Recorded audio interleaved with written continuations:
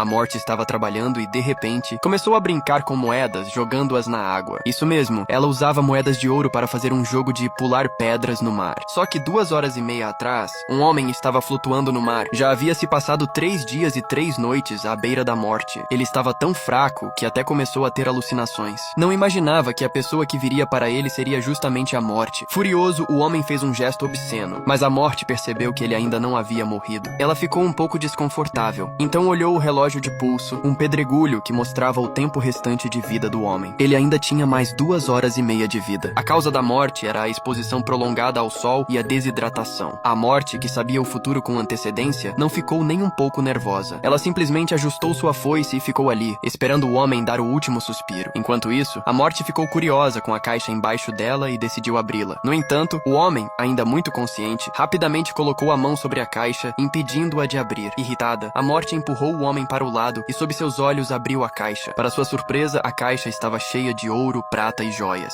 Para passar o tempo, a morte pegou uma das moedas de ouro e começou a jogar na água, fazendo o famoso pular pedras. Sua habilidade era impressionante. Parecia que ela praticava isso o tempo todo. Enquanto isso, o homem assistia impotente, vendo seu próprio esforço e trabalho sendo perdido no mar. Mas então, a morte teve uma ideia. E se as moedas de ouro atraíssem peixes? Ela jogou uma corda com moedas no mar e começou a esperar que os peixes mordessem. No entanto, o que aconteceu foi que, em vez de um peixe, ela acabou sendo puxada pela água e caiu no mar também. No entanto, isso não foi um grande problema para a morte, que ainda estava se divertindo com sua nova brincadeira. Apesar de se divertir, a morte não se esqueceu de seu trabalho e, com sua foice, prendeu o pequeno barco e levou o homem para um destino incerto. De repente, um grande peixe apareceu, descontrolado, e bateu contra uma pequena ilha à frente. A morte, para evitar um acidente maior, soltou a corda do barco. Contudo, a manobra foi feita com tanta pressa que o barco se chocou contra um rochedo, fazendo o homem ser lançado em uma taverna. Coincidentemente, as moedas de ouro caíram junto com o homem, e o taverneiro, ao vê-las, rapidamente entregou uma cerveja ao homem, como se ele fosse um grande cliente. Mas a morte não teve a mesma sorte, sem conseguir cumprir sua missão.